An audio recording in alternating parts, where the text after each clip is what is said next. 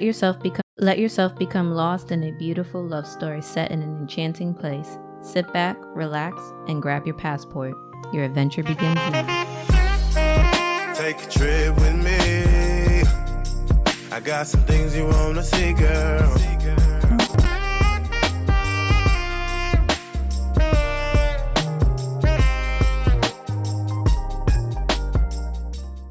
Welcome to Love and Passports. I'm your host, Dana Givens, and this is the first episode of my new travel and literary fiction podcast. So for those of you who may not know, I am a freelance travel and food journalist. You may have read my works in a couple of magazines, let's say Travel and Leisure, Departure, Savor, Vogue, a couple others. We're not going to bore you with that. This show is a combination of two of my greatest loves, travel and literature. We're taking you to the south of France today, to a small but extremely wealthy country known as Monaco. The story I'm about to read you is titled A Night Without Stars, and it is about two lovers that meet each other in the famous Old Casino in Monte Carlo. I hope you guys enjoy it.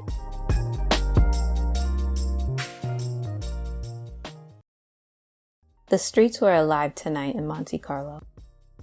The luxury cars moved swiftly through the tight, narrow streets, skillfully weaving through its dangerous, curvy roads. The heartbeat of the city could be heard through the loud sounds of expensive designer heels clicking against the smooth pavement, mingled in with the voices of the well-dressed pedestrians all around you. The empty, dark sky was illuminated by the streetlights all around us, as I walked past decadent historical buildings that can tell so many stories of the wealthy patrons that walk through its doors. Even without the stars, the city was still glowing. It was a city overflowing with wealth and prestige. It was also my last night in Monte Carlo. What originally started as a trip with friends, had ended in a trip of self-care and discovery. I had decided to extend my trip a few days, leaving my friends in Nice to come to this magical place. I refused to stay in my hotel room by myself in this magical city, no matter how fabulous it was. I had other plans. I left the hotel metropole that was now illuminated by a sea of soft lights. I walked through the paved entrance, decorated in Rolls Royces, Ferraris, and every other kind of luxury car you can imagine. I took a short walk from my hotel to my destination for the evening, and there it was, the famous old casino of Monaco, the haunt of fictional spies and real-life royals for years. I was standing in front of the infamous landmark that I have read so much about. At the center of the city it was built around. But tonight wasn't about history. Tonight was about revisiting the past and seeing if love still lived there. We left the restaurant, our hands interlocked with the other, our faces glowing with a newfound light. There was a part of me that wasn't ready for this night to end. I can tell he wasn't ready for it to end either. We walked into the night, right across the street to the La Bar Americaine, for a different kind of ambiance and nightcap. Upon entering the room, we were welcomed by the smooth sounds of a lively cover band entertaining the room, with small pockets of people dancing, the others laughing over expensive cocktails. We took a seat at the bar, each ordering a glass of champagne to toast to the second part of our evening. We danced, we laughed, we cherished each moment we had together. For the rest of the night, we were lost in each other's gaze. It was safe to say that my last night in Monte Carlo was an evening that I would definitely remember. Welcome back to Love and Passports. I hope you guys enjoyed the short story. So a lot of you may have heard about Monaco through two different things, the billionaires and James Bond. It is the home to the famous Casino Royale, or known as the Old Casino, centered in Monte Carlo. It's often mentioned in the original James Bond book series. And a lot of the films are actually shot in Monaco. So the casino is the center of the city, and it was actually what the city was built around. Back in the 1800s, essentially, a lot of wealthy people started investing in the casino, and the whole city was built around. It's a very, very interesting story. I was lucky enough to get a private tour of the casino, but we'll talk more about that later. Monaco is on the French Riviera, but it's important to remember that Monaco is, in fact, its own independent country with its own monarchy. Some of you may be familiar with the famous actress Grace Kelly. For those of you that are not, Grace Kelly was a famous actress from the 1950s. She won the Oscar for Best Actress, and she was the darling of her time. And she's also known because she married then Prince Reina III of Monaco in 1956, making her a real-life American princess. So that's right. Any type of Cinderella story that you have seen in the movies was probably based on her. And for those of you that are into European royals, she is the mother of Princess Caroline and Stephanie, as well as the current ruler, Prince Albert II. Now, another fun fact you may want to know about this royal family is there is no such things as kings and queens. That's right. You will never be a king. You will never be a queen because you are always a prince and a princess. Even the current ruler, Albert, he is still known as the prince. And I found out that was just part of their tradition. And it was just a long tradition that they stuck with. The title doesn't exist. You're just always a prince or princess.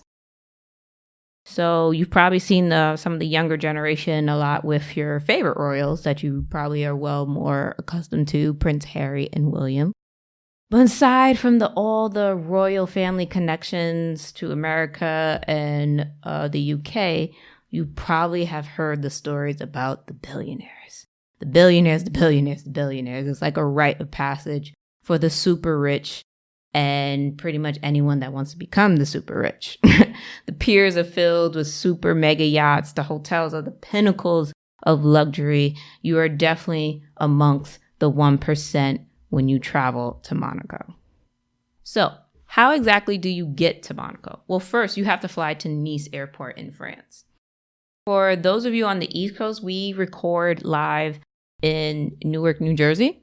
So, for anyone that's flying out of Newark, I would definitely advise you to fly through La Compagnie Airlines. This is a boutique, all business class airlines. No, you heard me right. It's an all business class airline. All the seats are flat out. All the seats are pretty much business class standard. It's really, really comfortable. They fly exclusively out of Newark Airport. Your ticket gives you access to the priority access lounge. Everything from boarding, the flight, and onwards is very, very cozy and a VIP experience. It's a great option for people traveling with families, especially if you want the business class experience, but you're not exactly on a business class budget. So, for example, a round trip ticket to Paris, for example, will maybe set you back about $1,500. I know what y'all thinking. Are you crazy? I'm not. Let me explain. If you go check an airline like United, Air France, or one of the other ones, you are going to pay a minimum of $2,500 or over.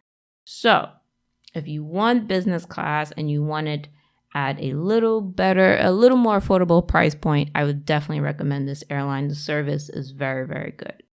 So continuing from that, Nice is in the south of France. You have to fly directly to Nice, or if you're going to go through Paris, you have to take the train to Nice and transfer over to Nice.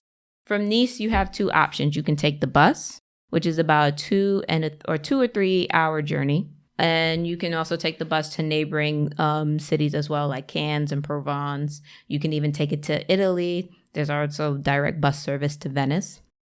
Or you can take the baller option. You can take a helicopter ride. Now, I was very fortunate enough to take the latter option. I took a helicopter ride. I went with a company called Monaco Air, which has a partnership with La Compagnie Airlines. And they actually offer direct transfers from Nice to Monte Carlo for €160.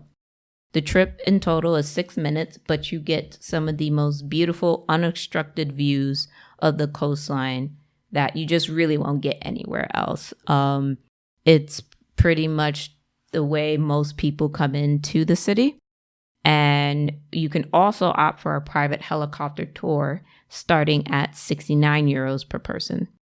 But if you can't take helicopter and you don't feel like the bus, the next best option is always the rail. So if you're flying into Paris, you can also take Le Compagnon. They have direct flights from Paris all year round. There's flights to Nice are seasonal throughout the summer and early fall. And if you take the flight to Paris, I would advise you to take the train. The train is about maybe a 2-hour ride. And you can just take the train to Nice and transfer and go to Monte Carlo. So Monte Carlo has no shortage of luxury hotels to choose from. I stayed at the famous Hotel Metropole, and guys, I can't believe I'm saying this. I actually stayed at a hotel that Beyonce stayed at. I know. Beyonce and her husband. That's right, I said her husband. I actually stayed at a hotel that Beyonce stayed at. I know. But it was originally built in 1889, and it's the center of the city. Pretty much this is where even the royal family, when they are looking for a night out or just anything, stays at. Most of the A-list celebrities that come to Monte Carlo come to this hotel.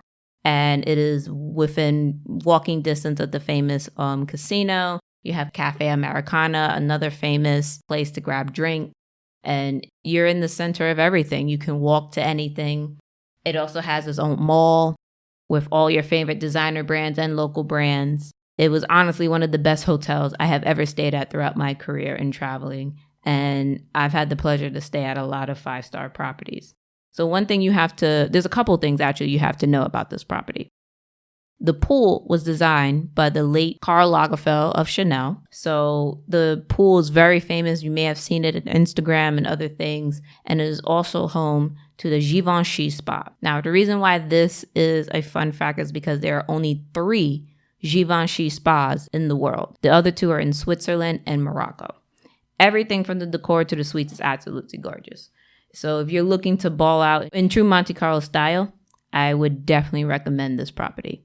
If you're looking to do Monte Carlo on a budget, you may not have luck with the hotels, honestly. And even if you're staying in Nice or a neighboring city, the south of France is just more expensive when it comes to hotels. So I would advise my travelers to look at Airbnb rentals. There are actually quite a few good options in Monte Carlo, and it can pretty much help you stay a few days on budget and still enjoy the city.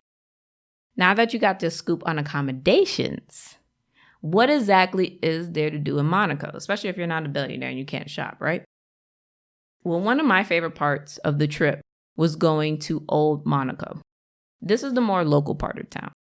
You'll find smaller restaurants, quick bites, and this is where I would advise you to get a lot of great souvenirs. They had everything from small shops that's specialized in high quality, like leather bags. They had a whole bunch of just cute souvenir shops for pretty much every taste. And I would definitely recommend getting your gifts and things there. It's also great just to walk around. They have some of the best views of the bay. It's very Instagram worthy. It's a very, very beautiful place. When I went there, they were hosting the 90th anniversary of Grace Kelly, and it had a special exhibition. It was really nice to learn about her and her career, and we got to see all the historical pieces and things that went along pretty much with her time there. And it told about her story and how she became a part of this dynasty, essentially. It was really, really cool. But Monte Carlo, what you need to understand, is not a big city. It's very easily accessible through bus. The bus is very easy. You can literally pay €5 for the whole day and travel where you want throughout the city. It's a very, very, very easy place to get around. Depending on where you stay, I know most of the hotels will take you right to the beach. And the beaches are okay. They're very, very nice.